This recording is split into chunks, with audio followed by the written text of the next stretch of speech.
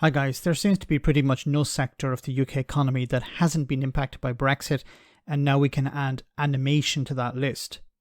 An Oscar-winning British studio called Aardman, which produces classics like Wallace and Gromit, along with Shaun the Sheep, has been telling the media how Brexit is making life for the sector increasingly difficult.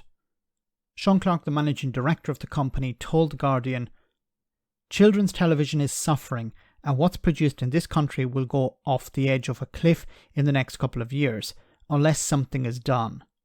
He then said, "The ideas will still be conceived here, but they'll be made elsewhere." Due to Tory policies which result in cuts to public services and investment in sectors like animation, tax relief in the UK is no longer able to compete with countries like Ireland, France or Spain. Specifically when it comes to Brexit, Clarke blames the ending of freedom of movement for UK animation houses struggling to find staff. He also blames the UK's exit from the European Union for the cuts to vital media funding. The current Tory government doesn't seem interested in properly funding the arts and entertainment and protecting them from Brexit. We saw how bad things are for the music industry when I interviewed Pete recently. Now, the article also points to another problem, not specifically related to Brexit, but how clever British people are coming up with great ideas, but how these assets are being bought up by foreign companies. Peppa Pig, for example, is owned by an American media outlet. This is also happening, as we've seen, to new tech and service startups. They begin in Britain and then they move overseas, either through a buyout or in order to expand.